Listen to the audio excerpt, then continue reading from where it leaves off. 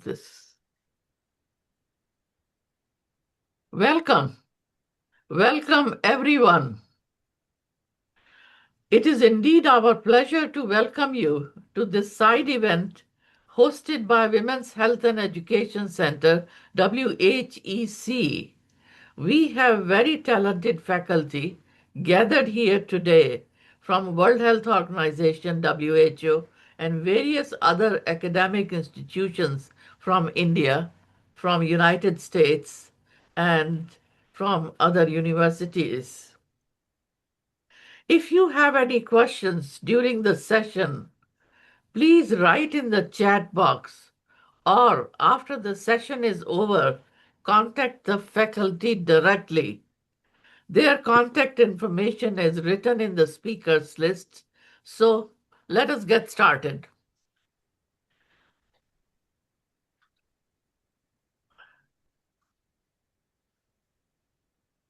All right. Yeah.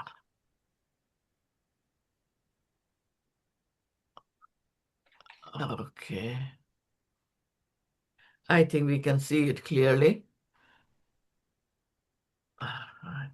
Title of today's side event is Developing Inclusive Societies and Intergenerational Platforms. Education and health are the best building blocks to eliminate poverty and hunger in rich and poor countries alike. Women's Health and Education Center aims to organize this side event to bring the global discussion on social and economic inclusion of marginalized peoples, with special focus on women, girls, minorities, and migrants. Thus, it promotes North South, South South, and triangular cooperation as a strategy to develop capacity of institutions. Education and health are human rights. WHEC has expanded and deepened partnership with WHO, UNESCO, governments, civil society, private sectors, and UN system to increase its global reach. Work on gender equality and affordability to higher education and universal health care coverage is of the utmost importance. To address this, our focus will be on expanding UNESCO Chair program. Initiatives will be planned, developed, and implemented to improve, monitor, and mitigate opportunities towards equal access and to quality education and income inequalities for women, girls, and minorities. WHEC focuses on the importance of supporting those countries and communities that host large number of refugees, promoting the inclusion of refugees in host countries, ensuring the involvement of development actors from early stage, and developing a whole of society approach to refugee responses. In 2022, WHEC's chair program for education and health was launched with HESI, Higher Education Sustainability Initiative for Research and Global Dissemination. Never underestimate the power of partnership. As a multi-stakeholder and intergenerational platform, for collective action for gender equality, our global initiative will be an asset to the Commission for Social Development. Generational equality fosters strong alliances across the sectors and in between stakeholders. Young people see generational equality as an opportunity to connect with stakeholders who share their goals. However, their meaningful engagement is yet to be achieved. Financial investment is also needed in rich and poor countries alike. Dreaming the future and planning the present. Future of education and health is digital. It is indeed our pleasure to submit to you UN document number E-CN.5 2025 NGO-1, published by uh, published by 63rd session of social development, titled Strategies for Higher Education for All, an international initiative. Link has been provided to you. Please review at your convenience. This is the link here. Our Global Reach and Strategic Plan 2025 to 2030. WHEC, with its partner and UN system, has been actively involved and initiated for more than 2 decades the practical application of the Sustainable Development Goals framework in many countries.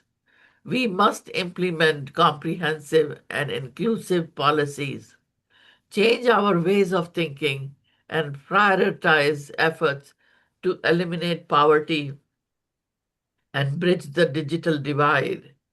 It is crucial for governments to integrate social, economic, and environmental policies to promote social justice. Education and health are human rights. Social justice requires healthcare, education, food, water, housing, employment, social protection, and digital technologies so that no one is left behind.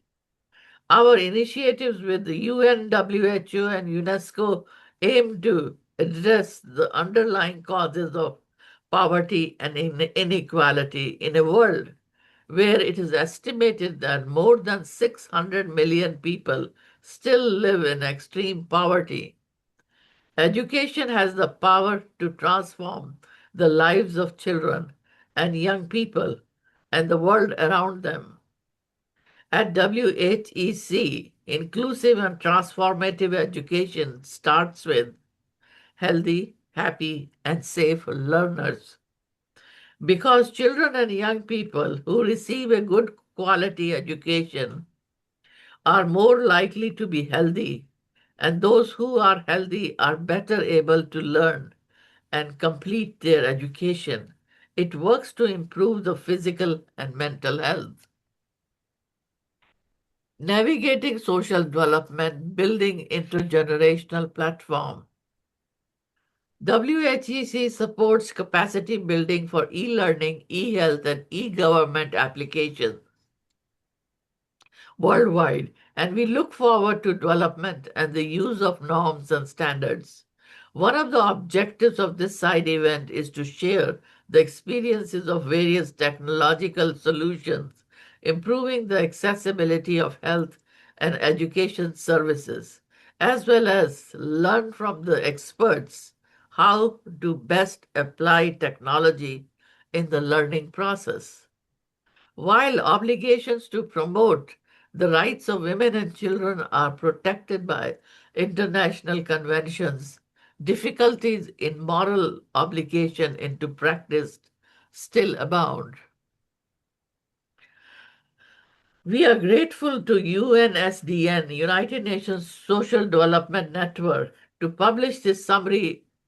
Here is the link of our 60-second side event titled Towards Education and Health for All, core enabler of the UN 2030 Agenda. Link has been provided to you here. Please review at your convenience. Generation equality fosters strong alliance across sectors and in between stakeholders. Young people see generational equality as an opportunity to connect with stakeholders who share their goals. However, their meaningful engagement is yet to be achieved. More systematic means of tracking financial investment is also needed and must be implemented. Now, summary and takeaway messages. Both social justice and digital transformation can improve access to the essential services for vulnerable communities, creating opportunities for everyone. Expanding UNESCO Chair Program and promoting global collaboration is of utmost importance. Fostering inclusive digital transformation and where everyone is included, such societies and communities are needed. Building the capacity to care and learning mutual benefits and mutual respect is at the heart of this agenda. We cannot leave anyone behind. Thank you very much. And this is my contact information. Please feel free to contact me, and I'll be happy to guide you. Thank you. Now it is my pleasure to hand over the platform to our friends and colleagues from the World Health Organization, Dr. Ritu Sadana. She's a unit head of aging and health, and her research coordinators, Dr. Chandra Maria Jacob and Dr. Vanessa DeRubis. Do I see she did come in? Otherwise, go ahead, guys. Chandani and or here's Ritu. Yes, you. We can't hear you. We can't hear you. Thank you for that introduction. Yes, Very much appreciated. yes. I am actually going to turn over to our project manager, Shinny Lee, who Okay. will be introducing the project as well as Johnny and Vanessa. Okay. Go ahead. Are you able to see my screen? Yes. Yes. And is that on the right mode? So I'll start off. Hello, everyone. My name is Xingyi Li. I'm a consultant project manager with the WHO Life Course team. Our team, led by Dr. Ritu Sadana within the WHO Department of Sexual, Reproductive, Maternal, Newborn, Child, Adolescent Health, and Aging, has been implementing a 5-year program of work on Life Course, which is funded by WHEC Stiftung, a Swiss foundation. And through this program of work, we have been collaborating through a Life Course network of over 200 experts that include colleagues working in the WHO headquarters and across all 6 regional offices, civil society, and also experts and individual researchers in each life stage and on health trajectories. And in this network, we also have over 20 Life Course research centers. We have been working in working groups to deliver specific work packages with the goal of providing evidence and best practices on how to put a Life Course approach in practice. And one of the key pieces of work was developing the WHO framework to implement a Life Course approach in practice. And in this framework, we have defined the Life Course approach to include a good start to life, optimal development of infants, children, adolescents, and youth, adult health and well-being, healthy aging, and a dignified death at any age. This framework was launched last year in around August, bringing together the current evidence that help countries reorient their health systems, not just to treat diseases, but to promote health and well-being across the life course. The framework also draws on examples from around the world, showing what countries are already doing and outlines the next steps in response to evidence gaps and the priorities that have been raised by ministries of health. So one of the key questions the framework sets out to answer was what should be done differently in order to implement a life course approach in practice, given how each health programs and services are currently organized and also the realities and context of each country. It is not meant to be a new strategy, but it rather provides clarity and consensus on how this approach can be implemented in practice. The framework sets out 6 core principles that are essential for operationalizing a life course approach. These principles have emerged through a very extensive consultative and consensus building process. Together, they provide the foundation for designing interventions, whether at the individual, community, or population level, that aims at building and sustaining physical and mental health capacities and supporting people's ability to experience well-being throughout their lives. So just very briefly, the first principle is to focus on the whole person.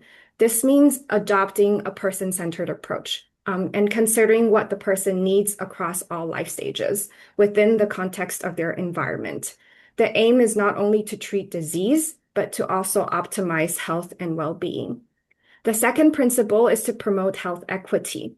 This principle recognizes that people start from different positions and face different circumstances.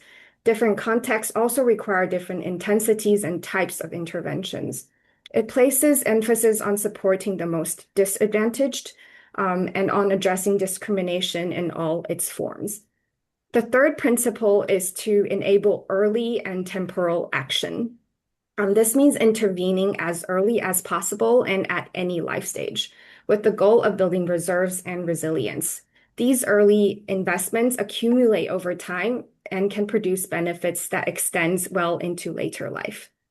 The fourth principle is to put in place appropriate evidence-based actions. Interventions should be targeted to critical and sensitive periods, such as the transitions between life stages or major turning points in people's lives, where these actions can have particular strong and lasting impact. The fifth principle is to ensure actions are taken together across sectors and across generations. A life course approach requires multidisciplinary collaboration and engagement beyond the health sector. And these can include like education, labor, housing, and social protection, for example. It also calls for intergenerational action, recognizing the reciprocal influence between generations. Finally, the last principle is to ensure actions cover and connect all life stages and critical periods. This is one of the principles we see most often missing in existing interventions, yet is essential to putting a life course approach in practice. Rather than isolated efforts at single points of time, we need coherent actions that are linked across the entire life course. So over to Chandni. Thank you, Shini. So I'm Chandni Jacob. I am also a consultant research coordinator with the Life Course team with WHO. My background was originally in medicine and then later on in maternal and child health, and I'm currently working with the team to look across the Life Course.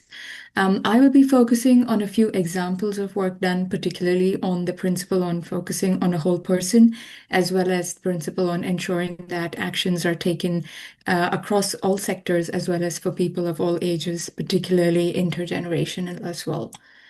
So to support the implementation of this framework, we had based some of the thinking behind this on concepts from the International Classification of Functioning of the WHO.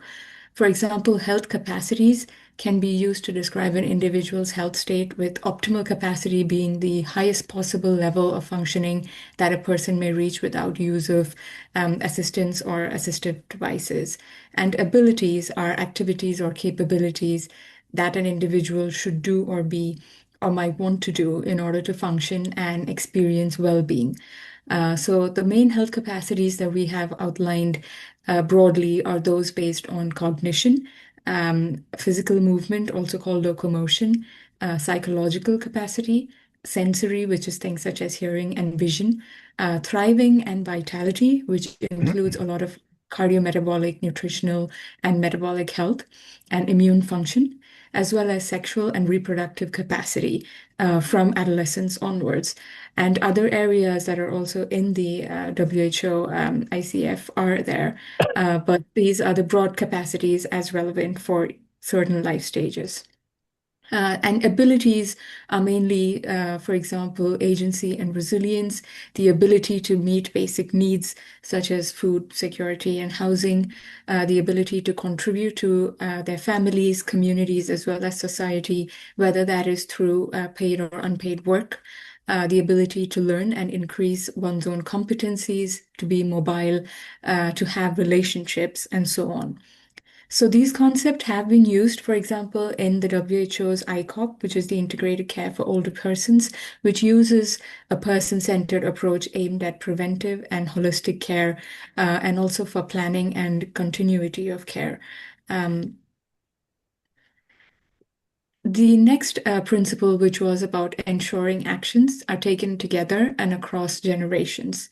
So this is something that we'll be giving a lot more examples on today. Different sectors may be key to implementing a life course approach to improve a person's health and well-being. And this is really looking beyond a disease-based model or one particular disease, but to look at how those health capacities and abilities that we mentioned earlier can be improved. And these sectors that we may have to include are not only limited to health, but they also include, for example, education, housing, social protection, and so on. And improving women's health across the life course cannot be delivered by the health sector alone. So effective action would require a cross-sectoral approach, which is designed by multidisciplinary teams that bring together clinical services as well as community actors, social care, and local systems. And importantly, this approach also recognizes the value of intergenerational action. For example, older people may support younger people through caregiving, knowledge sharing, or mentoring, and younger generations supporting older women, for example, through social engagement, digital inclusion, or even care. So, by involving stakeholders across sectors and generations, interventions are more responsive to real needs of people, and they are better embedded in communities, and they're more likely to produce sustained benefits across the life course rather than short-term gains. Intergenerational action, for example, it has shown that it has positive effects on mental health with improved self-esteem, confidence, self-worth, reduced depression and loneliness, lesser anxiety, and better memory. And these effects have been seen both for younger participants as well as in older participants. So, what do we mean by intergenerational action? Intergenerational practice brings people of different ages or generations together in a purposeful and mutually beneficial activity that promotes greater understanding and respect. And such interactions and relationships contribute to stronger and better connected communities. It is very much rooted in those principles of people-centeredness, person-centeredness, as well as a focus on equity. And intergenerational contact is also one of the most effective strategies for reducing ageism. It also has accumulative benefits where investments in girls, particularly for their mobility and education, can translate into better health and economic participation for themselves, resilience in later life with potential for improved outcomes among the next generation and their offspring as well. A particular example we have highlighted in our framework is from Sierra Leone, where the Ministry of Health and Sanitation uses a person-centered approach to overcome siloed health services. Their approach integrates antenatal education with care, such as vaccinations, and also offering free support for breastfeeding, improving outcomes for both the mothers and the children.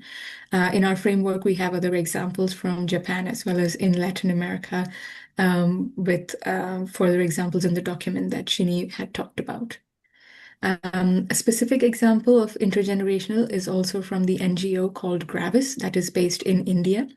They have multiple intergenerational activities which use a life course strategy for women's health.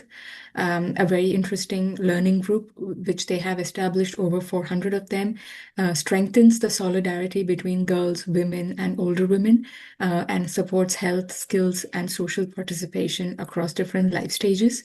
They also have women-centered environmental action through community-led water security programs. They use rainwater harvesting structures to reduce climate burdens that disproportionately affect women in that particular area of India where the NGO is based.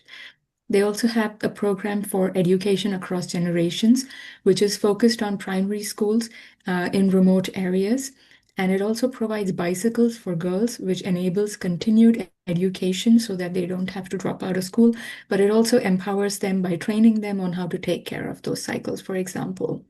And also, they have activities for women to gain new income generating skills such as sewing and fashion design. There's also care systems that span the life course. So over 500,000 people have gained access to long-term care services through their work, which have benefited older women while also reducing unpaid caregiving pressures on younger women. And finally, this is an example of a multi-sectoral place-based approach, which integrates health, education, livelihoods, environment, as well as linking early development and productive adulthood with healthy aging. So, identifying interventions to optimize health and well-being and documenting a person's health trajectories across the life course are at the center of implementing a life course approach.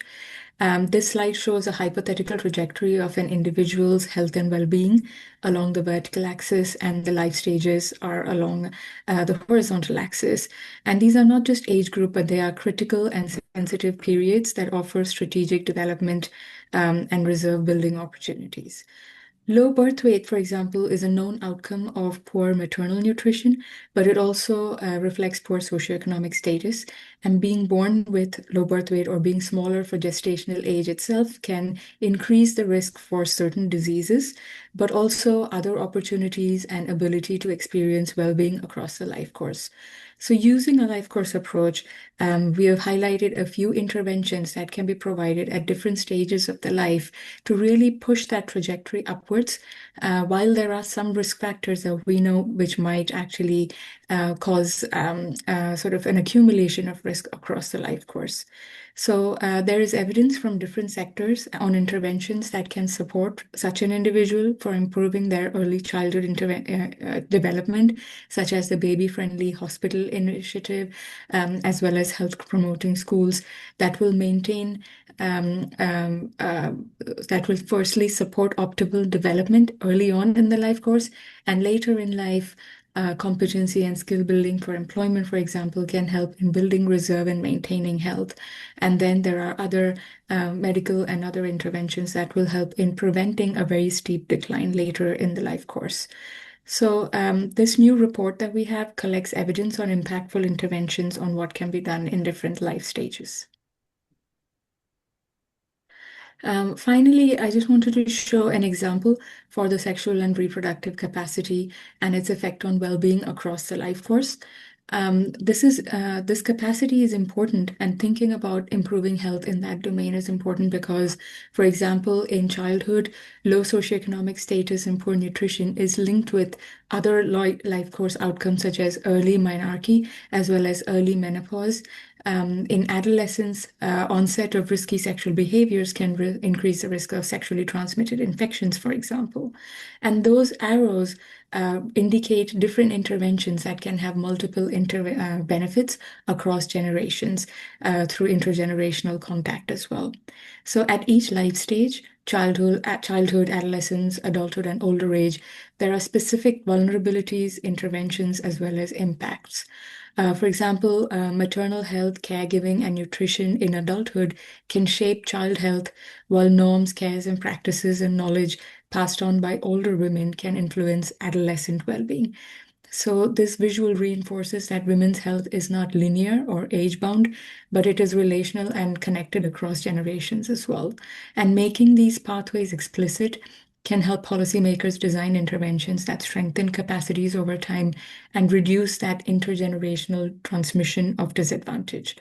For example, nutritional and educational interventions before and during pregnancy can pass on benefits to the next generation, either through optimal weight management, breastfeeding, or taking folic acid before conception, preconception, for example. So I will wrap up for now and hand over to my colleague Vanessa to give some more examples on other domains. Thank you.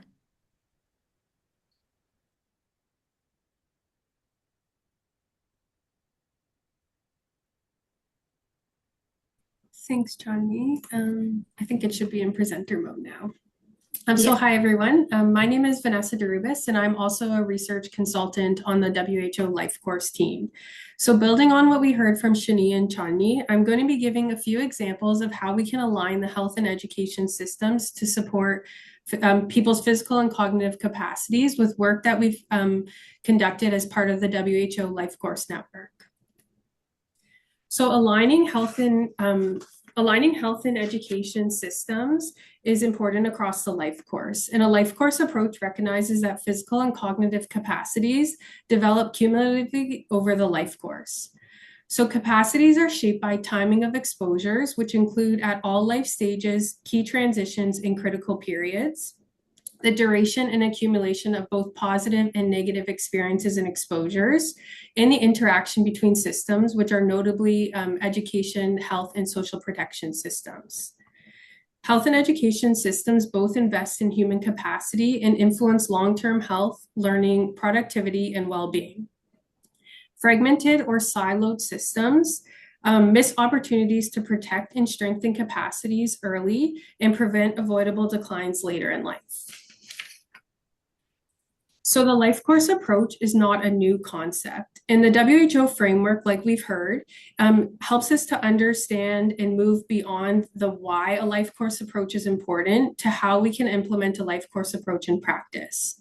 The WHO Life Course Program of Work works with a network of over 250 experts to help synthesize pre-existing evidence and generate new knowledge on how we can implement a life course approach. These are across different domains of health and well-being or by life stage. So one example that we're going to talk through today is the strengthening the cognitive capacity across the life course. So WHO evidence-based action for cognition across the life course shows that cognitive capacities matter at every life stage, from early childhood through older adulthood. Early in life, so if we look at childhood and adolescence, these are foundational periods shaping educational achievement, resilience, and later health and employment outcomes. Across adulthood, we see that maintaining cognitive capacity supports participation, relationships, and productivity with key transitions, such as pregnancy and parenthood, having lasting and intergenerational effects. The evidence highlights that there are multiple opportunities across the life course for action, which can be specific to life stages, reinforcing the value of early, sustained, and multi-sectoral approaches. So as part of the WHO Life Course Program of Work, we worked with the Campbell and Cochrane collaboration to identify and understand interventions for the cognitive capacity across the life course. So we conducted a review of all Campbell and Cochrane evidence, classifying interventions for cognition according to the International Classification of Health Interventions. In total, we identified 53 reviews. So the figure on the slide here shows the reviews identified by each intervention type by age group spanning the full life course. So on the left side, we can see the different age groups, starting with the perinatal and preconception life stage, up until the older adult age group, which is age 60 years and older. So we can see that the most common type of intervention was practical support interventions, which include self-management interventions and supplementation, with about 7 to 16 reviews per age group. In the perinatal and preconception age group, about 85% of reviews examined practical support, which included supplementation to improve cognitive health. Education was the second most assessed intervention across the reviews and was most common among studies involving children under the age of 5, children aged 5 to 9 years of age, and adolescents 10 to 19 years old. These reviews included tutoring, nutrition, and lifestyle education, class sizes, preschool, and Montessori interventions. As you can see on the slide, interventions were rarely assessed among reviews of perinatal infants, adults, which only had 13%, and we can see a notable gap for education interventions was among people aged 60 years and older. Exercise, counseling, and emotional support had only 2 reviews or fewer across each of the age groups.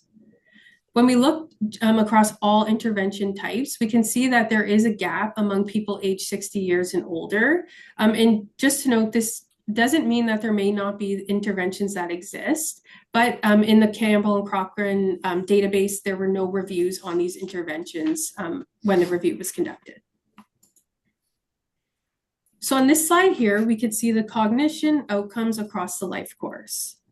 So within the domain of cognition, it can be further broken down to measure different aspects according to the International Classification of Functioning, Disability, and Health. Among the reviews, the most common outcome was intellectual functions with all age groups, including 7 to 15 reviews across all age groups. So measures within this category included intellectual development, overall cognition, overall academic performance, mental development, and executive function. Mental functions of language and calculation functions were also commonly assessed in the included reviews. Language outcomes, including literacy, was also most commonly assessed in children under 5, children 5 to 9 years of age, and adolescents 10 to 19 years, where we see language outcomes were not as commonly assessed in adults and older adults.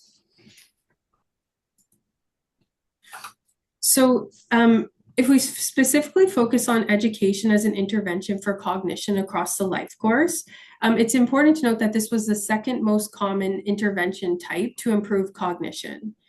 So we can see that most commonly the cognition outcomes were focused on mental functions of language and calculation functions. If we think about applying a life course approach, from the identified reviews that used an education intervention, we can see how these interventions contribute to an accumulation of benefits across the life course. So for example, in early life, Montessori education was identified to have positive effects on both academic and non-academic outcomes. Whereas for children and youth, school-based interventions, including peer-assisted learning, were found to have positive benefits for at-risk students. Finally, in adulthood, education related to infant behavior was found to increase maternal knowledge. There were no specific interventions or reviews identified for older adults, but what we can see in this figure is that at different life stages, different interventions exist which promote the cognitive capacity and cognitive benefits within that life stage or intergenerationally, which overall contribute to an improvement in the trajectory of health and well-being across the life course. So that was one example of a domain of health, which was cognition. But within the WHO program of work, we also have work specifically focusing on life stages and how that interconnects with other life stages and across the life course. So for this example, we're going to focus on an example of adolescence as a critical window for health and well-being. So as part of the program of work, we conducted a systematic review with data on over 2.1 million adolescents. And this was really to understand how adolescents' experiences and exposures have lifetime consequences. So what was clear was that exposures or experience that occurred during adolescence predict outcomes in later life, not only within the domain of health, but also in non-health domains, including violence, education, and employment. So if we look at the figure, one example is that the largest number of studies identified that health and nutrition during adolescence predict health and nutrition outcomes in adulthood. But what's also interesting is that education during adolescence was also found to be a significant predictor of health and nutrition later in life. So here, what we can see is that a broad range of factors are interconnected across the life course and how exposures and experiences in one life stage predict outcomes at future life stages. If we specifically focus in on adolescent mental health, several studies identified this to be a significant predictor of later life health. So adolescent mental health has lasting effects on educational trajectories, with longitudinal evidence showing associations with educational attainment and employment in adulthood. Findings from high-quality longitudinal studies indicated that mental health between ages 10 to 19 shaped foundational outcomes well beyond schooling, influencing transitions into education and work. Understanding these mental health trajectories during adolescence is critical for designing timely education-aligned interventions that support long-term capacity and development. So these were just two examples of pieces of work that are part of the WHO Life Course program of work. So the first shows us evidence supporting a range of interventions to promote an accumulation of cognitive benefits over time, helping maintain capacity and slow decline.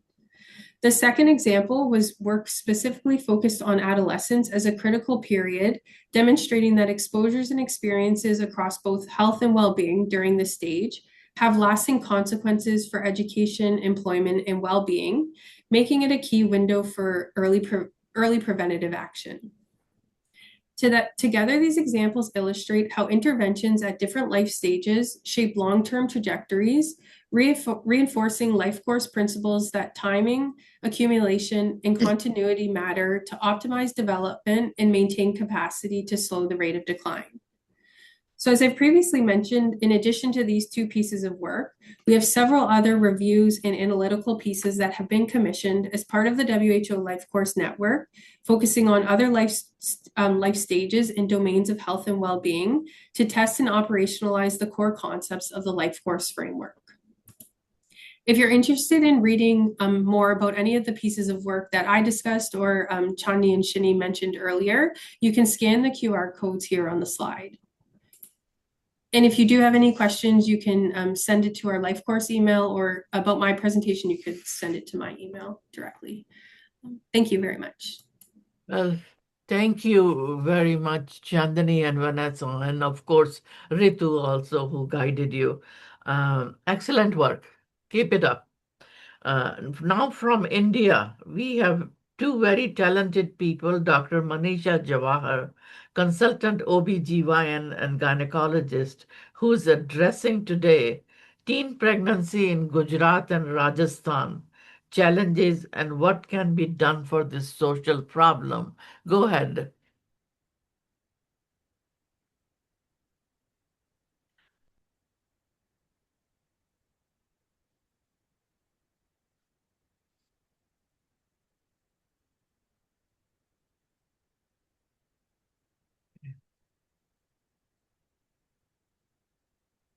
You are, no, we can't hear you, Manisha. We can't hear you.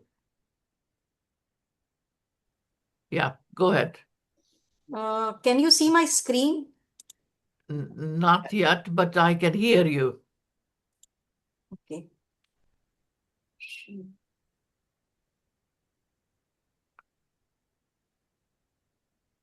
Now can you see the screen? No, maybe start talking and Share screen. yes, yeah. Now it's coming. Now it's Okay. coming. Uh,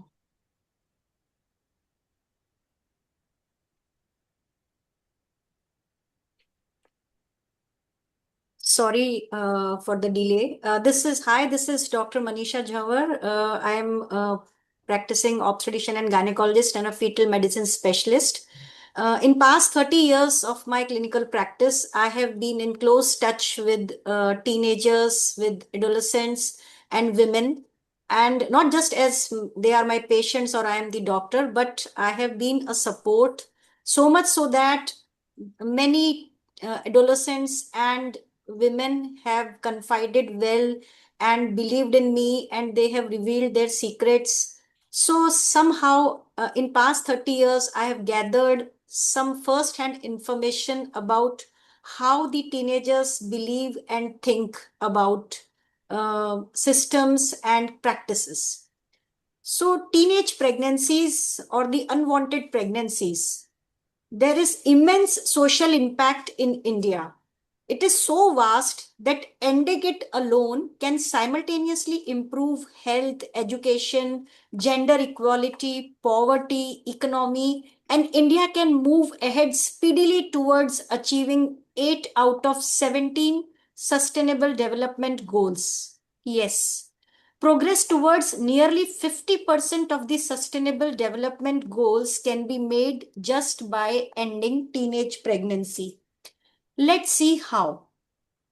Now, ending teenage pregnancy will drastically reduce maternal and neonatal morbidity and mortality, the unsafe abortions, anemia, obstetric complications, and this will help in achieving the good health and well-being and the Sustainable Development Goal 3. Then ending teenage pregnancy will definitely decrease the post-pubertal school dropouts, and more girls would go beyond secondary education, helping in achieving the goal of quality education, the Sustainable Development Goal 4, where the target is not literacy, it's completion of secondary education, which actually empowers economically. Now, 23.3% of Indian women at 20 to 24 years of age were married before the age of 18. As per National Health and Family Survey number 5, and child marriage is the most important cause behind teenage pregnancies in Indian scenario. So by ensuring gender equality, we will reduce child marriage and move ahead to achieve the goal number 5. Teenage pregnancy is the cause and consequence of poverty. It's actually a two-way reinforcing cycle. Girls are married early because the family is poor, and their early marriage and pregnancy will keep this girl poor because teenage pregnancy, this locks the families in intergenerational poverty. So ending teenage pregnancy can be the most effective anti-poverty intervention for girls and will help us move towards the no poverty goal number 1. Children born to adolescent mothers have higher risk of stunting, wasting, and low birth weight as compared to children born to adult women, because economically weak mothers can't ensure food for their children, for her children. So teenage pregnancy leads to intergenerational malnutrition. And ending teenage pregnancy is not less than a nutritional intervention to protect the next generation from stunting and wasting. Early motherhood leads to termination of studies, termination of skill acquisition. So these young mothers will remain dependent or low paid for the life. This also weakens the human capital formation because early pregnancy converts potential workers to lifelong dependents, reducing national workforce. So investing in prevention of teenage pregnancies is not an expenditure. It is actually economic investment and helps us in achieving our goal number 8. Teenage pregnancy is found in pockets. It's not evenly distributed because it is concentrated in areas where girls are facing disadvantages on the basis of gender bias. Like girls from poor rural families, tribal families, because these girls are not given autonomy. In fact, they are considered liability, and that is why they are married early. Teenage pregnancy has survived where inequality has survived. It's a diagnostic tool for inequality. Now, reducing inequality will immediately reduce teenage pregnancies and help us achieve goal 10.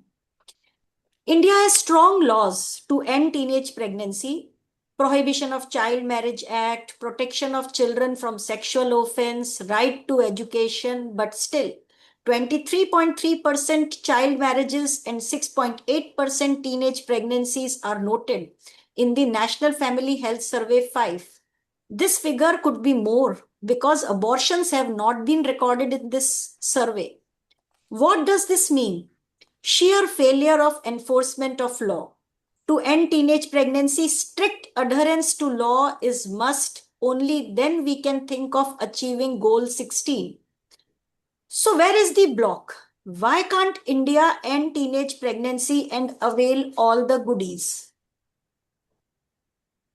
India is now 4th largest economy, but India is also home to 11% of teenage pregnancies. 16 million girls between 15 to 19 years become mothers annually in India, and India has highest rate of early marriage too. 27% of girls are married before the age of 18 years. Now, the million-dollar question is why the economic growth has not abolished teenage pregnancy fully. Actually, high GDP means wealth production is high. A nation can be economically powerful and socially unequal at the same time, and that's exactly what India is going through. The wealth of India doesn't mean the wealth is shared equally amongst Indians. That is why we see teenage pregnancies in spite of all the efforts of UN, WHO, UNICEF, and other NGOs since years.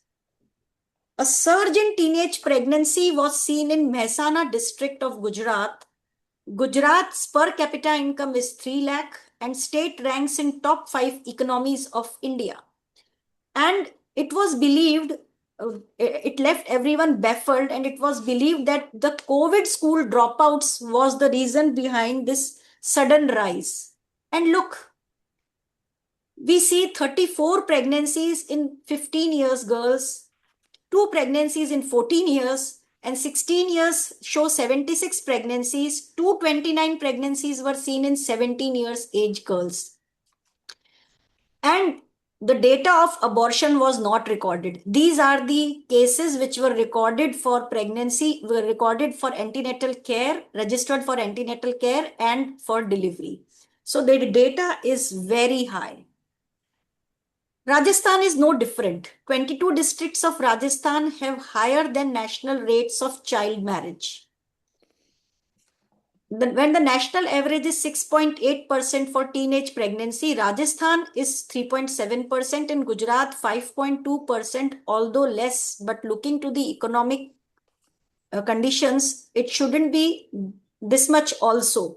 Child marriage, 23.3% in India. Rajasthan is slightly above the national average and Gujarat is slightly below the national average. The reason, we become so happy when we see the girls are outperforming boys in examinations.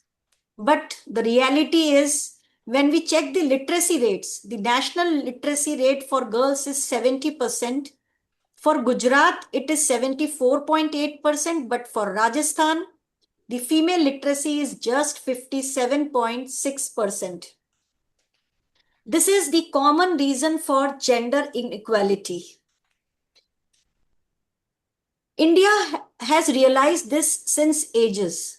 We had SARDA Act in 1929, then 1955 Hindu Marriage Act, then 2006 Prohibition of Child Marriage Act, and now India wants to be in alignment with SDG 5.3 and they have child marriage free India. They are vouching for a child marriage free India. And on that goal by 2030, they wish to reduce the child marriages by 10%, up to 10% by this 2026, which is presently 23.5%. Is it possible? It is possible. Only thing is we have to look beyond silos. We have to work together. All systems need to work together. Education system should keep girls in secondary school. Law enforcement should prevent child marriage. Health system should provide antenatal care, iron tablets, and contraception with due understanding. Now, this was a study. The studies calculated that the cost-benefit ratio of providing contraceptives for the unmet need of adolescents. Suppose if it costs 100 rupees, so in return we get health benefits of 300 rupees because the health expenditure will reduce by 300 rupees. So it is a very cost-effective method. Social and community support to poor families to change norms is very important because the problem of teenage pregnancies is not uniformly distributed. It is seen in pockets where gender inequality prevails. So it is very important to lend support to these communities. They are worried of rape, they are worried of abduction of daughters, so they marry them early. Social support and safety of girls needs to be ensured. Only then they will agree to delay the wedding. They think girls are liability, so they marry them. But it is important to impress upon them that if girls study, they can earn good and they will no longer be dependent and will not be abused in future also. Some families marry the girls early because they think that's the tradition. National Family Health Survey 5 has also revealed that 90% of the girls married early are Hindus by caste. And 2000 years old Manusmriti emphasizes marriage after completion of brahmacharya or 25 years without any gender bias. No scriptural mandate is available in Hinduism which says time a marriage not a nuptial not before menarche.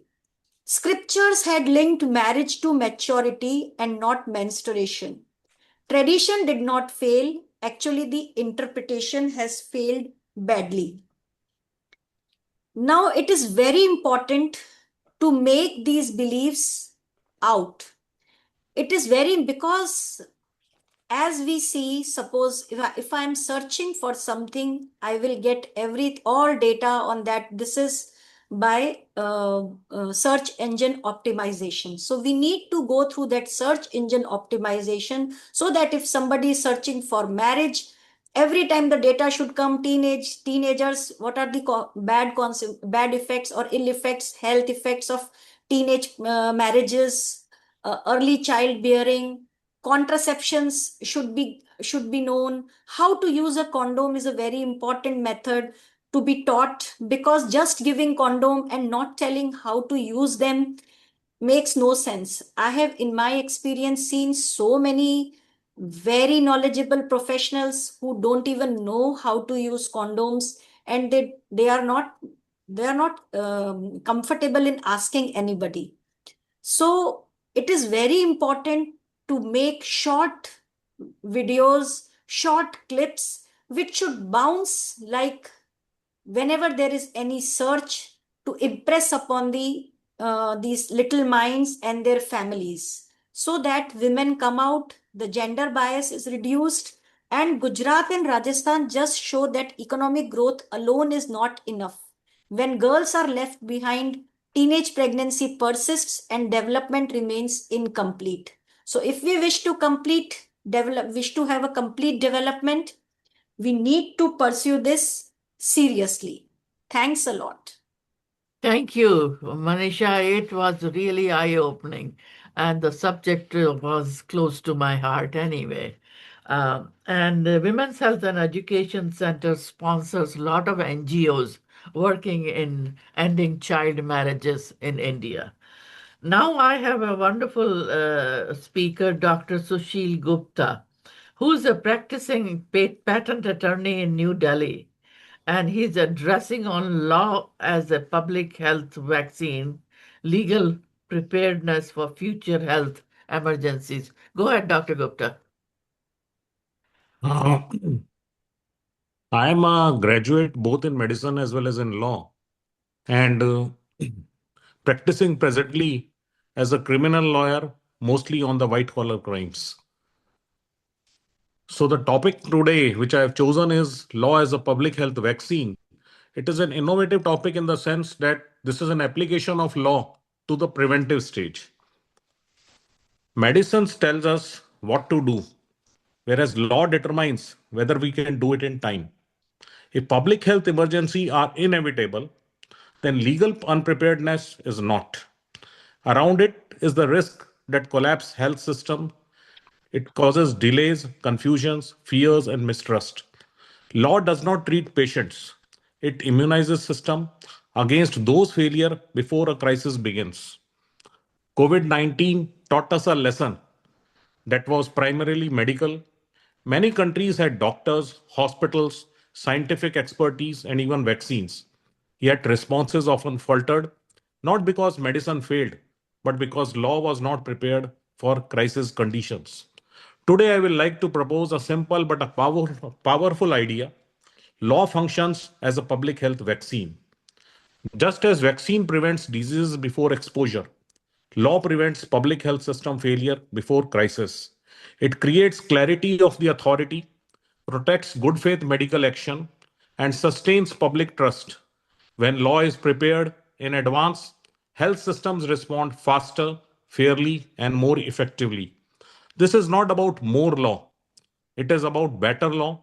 Law that acts before crisis, not during chaos.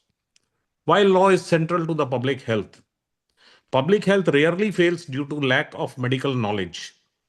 It fails because of delay, uncertainty, and fragmentation. And those failures are legal failures. Law determines who has the authority to act, when action becomes lawful, how fast decisions can be taken, how far powers extend, how rights are protected, and whether the public trusts the response. Every public health intervention, be it in the form of surveillance, quarantine, vaccination, workforce deployment, data sharing, exists only through legal authority. Without legal clarity, even the best clinical guidance becomes ineffective. In this sense, law is not a constraint on public health power, it is the source of that power. Now, taking the example of COVID, we can consider it as a global legal stress test. COVID-19 was not only a pandemic, it was a global stress test of legal preparedness. Across countries and regions, we saw the same patterns: overlapping emergency powers, conflicting institutional mandates, restrictions without clear safeguards, health workers acting under the fear of future prosecution, public resistance rooted not in science but in mistrust. Many measures were medically justified, yet legally fragile and socially contested. The result was loss of life, loss of coordination, and loss of trust. The lesson is clear: public health succeeds only when law is legitimate, predictable, and trusted. People comply not because they fear punishment, but because they believe the system is lawful, fair, and proportionate. When I say law is a vaccine, it does not mean more criminalization, permanent emergency powers, suspension of rights, and stronger policing. Instead, it means clear authority, predefined emergency powers, built in safeguards, and protection for good faith medical action. Unchecked power may act quickly, but it rarely acts sustainably. Trust, once lost, cannot be legislated back during crisis. There are four specific risks which are, and when prepared in advance, law immunizes health against these four specific risks. The first risk is the delay. Unclear authority delays action. In public health, delay multiplies harm exponentially. The second is lack of law preparedness creates confusion. Fragmented laws create conflicting orders, administrative hesitation, and central local friction. The third is it creates fear among health workers. Without legal protection, professionals hesitate, fear paralysis, and it leads to decision paralysis in making decision making. The fourth is loss of the public trust. Compliance depends on legality, proportionality, and fairness. Trust cannot be enforced, it must be legally earned. So these the four pillars on which the public health vaccine law as a public health vaccine rests, and which should be aligned with the WHO guidance and the international health regulations are the surveillance and early warning. Clear legal authority must enable timely disease reporting, whistleblower protection, data sharing with privacy safeguards. Outbreaks spread fastest where surveillance laws are weak or ambiguous. Emergency powers with safeguards. This is the second pillar. Emergency powers must be clearly defined. It must be time bound. It must be proportionate and subject to review. Unchecked power erodes trust, and trust is essential for compliance. Emergency legal frameworks must be predictable, reviewable, and rights consistent to remain legitimate. The third pillar is the protection of the health workforce. Health workers need legal immunity for good faith decisions, occupational safety and support, clear crisis standards. A system that governs through fear cannot deliver care under pressure. The fourth is equity and access. Law determines access to medicines and vaccines, supply chains and procurements, and fair allocation mechanisms. A pandemic without legal equity becomes a humanitarian failure. Now, coming to the case of India, India's medico legal framework, if we look it into as a global case study, India offers a unique and an important case study, not as an exception, but as a stress test.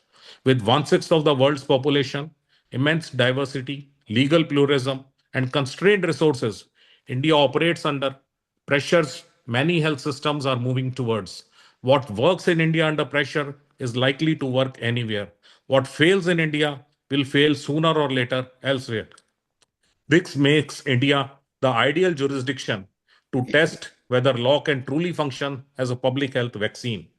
If we look into the existing Indian medico legal system, the India's healthcare system is simultaneously governed by the criminal law, the consumer protection law, the professional regulation, public health and disaster law, constitutional law, and apart from these, various other laws. Each is legitimate. The problem is not excess law, it is misaligned law. The challenge is concurrent exposure during crisis. Public health emergencies requires discretion and speed. Traditional accountability systems are designed for retrospective scrutiny. When systemic failures like infrastructure shortage or manpower gaps are examined through individual blame, fear replaces judgment. India teaches a universal lesson. Accountability must improve systems, not paralyze frontline decision making. India shows us that when law becomes adversarial to healthcare delivery, public health outcomes suffer regardless of the intent. India is not an exception, it is a leading indicator of global pressures. Why this case study of India matters to the world. As populations grow, resources tighten, and emergencies become more frequent, many countries will face India like conditions. India is not an exception, it is a preview. Strengthening medico legal harmony, where law enables rather than obstructs, public health is a universal imperative. If we want resilient health systems for the world, we must learn from places where pressure is highest. India reminds us that law must protect public health systems, not overwhelm them. Because in the next global emergency, every country will face India's scale, if not India's population. The human rights are often portrayed as constraint on public health action. In reality, they are the conditions for its success. Human rights are not barriers to public health, they are the conditions for public trust and compliance. Rights based public health builds trust, encourages transparency, reduces resistance, and enhances compliance. The most effective public health responses are not the most coercive, but the most legitimate. So, what is the takeaway? Vaccines protect bodies, law protects systems. Preparedness is not only about laboratories, logistics, and stockpiles. It is about legal readiness, clear authority, calibrated accountability, and public trust. Whether we approach this from health or law, the goal is the same: a system that acts quickly, lawfully, and with public trust. Legal preparedness is where medicine and governance meet. WHO's leadership is critical not only in science but in legal capacity building because the next emergency will not wait for the laws to be drafted in crisis. Thank you. Thank you, Dr. Gupta. It was an excellent presentation. Now it's indeed my pleasure to introduce my friend and a wonderful attorney, Michael Capozzo from Springfield, Massachusetts. And he has prepared an excellent review on open science, what it is, what we should know about it as a writer, editor, and healthcare provider. Go ahead, Michael. Thank you, Rita. As Dr. Luthra introduced me, I am attorney Michael Capozza of the law firm of Egan, Flanagan and Cohen in Springfield, Massachusetts. Today's presentation is on the open science paradox, open science as open as possible. I would imagine that you all have heard of open science, being in the various industries that you are, but if you have not, imagine a world where the cure for a pandemic is found in months instead of decades, because every researcher on Earth is looking at the same data, peer-reviewed in real time. That isn't a fantasy. It's the core promise of what open science is. Open science, at its simplest, consists of four pillars, together creating a movement to make scientific research, including publications, data, and software, accessible to everyone. It moves science from a closed door model to a glass house model. The four pillars are here: open access, which consists of free reading of papers, journals, access to flow of thought; open data, sharing raw values and numbers and data sets behind the results; open source, sharing the methodologies and formulas used to analyze the data; and open review, consisting of transparent peer feedback and accessibility for international interagency collaboration and vetting of results. Why do we need open science? Traditional science has a reproducibility crisis. In other words, if one researcher can't see your data, he can't check your work. Open science fixes this by ensuring transparency. It also accelerates innovation. When data is open and available, researchers will not waste time reinventing the wheel. Rather, researchers would stand on each other's shoulders rather than stepping on each other's toes. The paywall of knowledge represents a significant conflict and roadblock. Intellectual property rights are really the basis of the paywall of knowledge.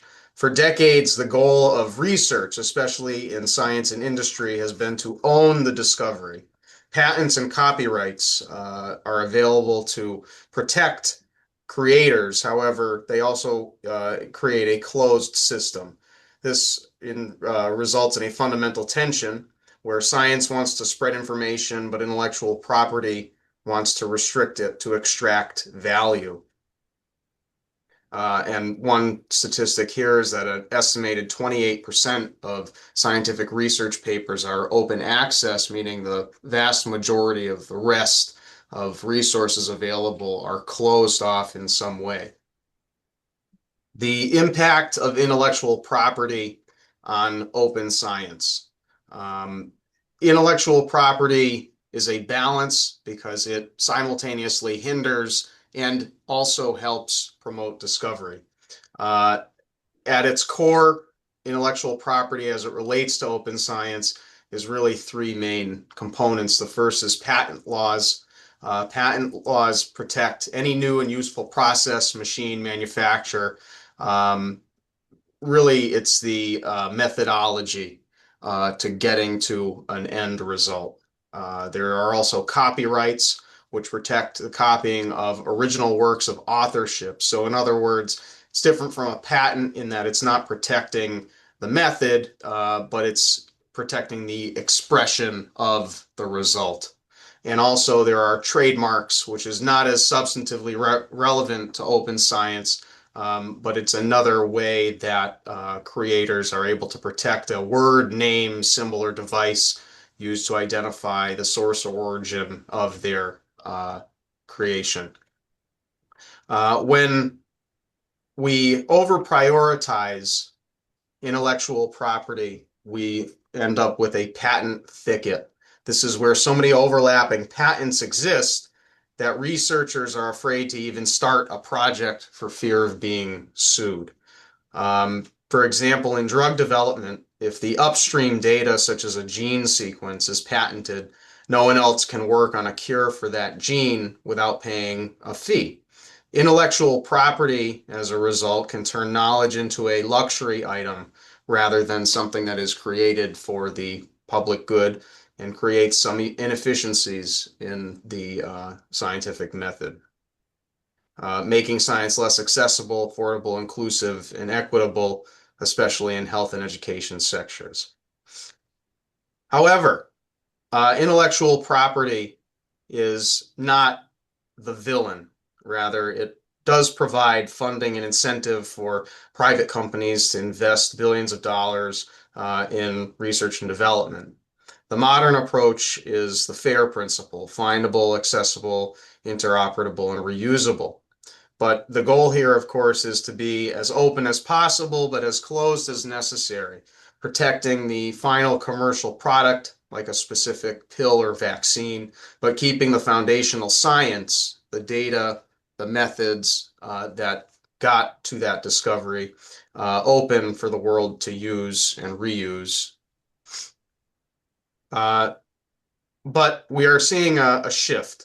Funding agencies that fund these types of projects now require open data in some cases. On the public side, for example, there are research councils that require at least partially open data. The UK established a policy to that end in 2012. There are also private councils and agencies such as the Bill and Melinda Gates Foundation that adopted a open data policy in 2017. Journals are moving away from subscriptions, and we're learning that sharing is a competitive advantage. During the COVID-19 epidemic, the world chose open science over proprietary silos, and it saved millions of lives. As we also look towards the usefulness of AI, it's a powerful tool, but again, only as good as the data available to put into it. And that underscores the need for a more open ecosystem. Open science doesn't mean no profit. It means no barriers to progress. By aligning intellectual property laws with the speed of digital sharing and indeed the in embracing of AI in the industry, we can ensure that the next great breakthrough isn't locked behind a paywall. Serious effort should be encouraged in striking a balance between progress and private incentive. I would encourage all of you and various organizations to consider your own data sharing policy, consider making data more open. Thank you. Well, thank you, Mike. It was an excellent. And now, Donna, do you want to make a statement? We have 1 minute left for NGO statement. Do you wish to make a statement, Donna? Oh, surely. I'll keep it brief, Rita. Okay. I'm Dr. Donna Jenny, and I'm honored to present the UN NGO statement for the CSocD Partnership Forum event. The Women's Health Education Center has launched a successful new initiative titled Learning Life Lessons to support teachers, students, parents, and community in facilitating the goal of quality education. Quality education is the single most important investment that any country can make for its future and for its people. Community partnerships are essential as well. For example, in the city of Springfield, Massachusetts, at the Springfield Museums, was a recent multi-month community exhibition titled Witch Panic. This exhibit featured an educational perspective on the history and persecution of a woman and man falsely accused of witchcraft. Why does this matter? The educational highlights of Witch Panic go beyond the obvious details. The exhibit invited the community to reflect on how uncertainty and fear can shape entire communities, understand how ordinary human experiences can be instantly transformed into extraordinary judgments, and appreciate the power of context in interpreting history, myth, as well as the evolution of witchcraft. At Bay Path College, the theme Amplify was focused on stepping into one's power, elevating voices, and driving impact in personal and professional areas. Hoda Cobb, award-winning journalist and longtime Today Show co-host, delivered an inspiring keynote on amplifying voice and developing leadership presence, underscoring resilience, honoring oneself, and community purpose. The Women's Health Education Center's series of learning life lessons illustrate that education, community, and lifelong learning go hand in hand. We welcome everyone and encourage everyone to read our monthly newsletter, which is listed in the the side chat box. Thank you very much. Well, thank you. It was an excellent session. And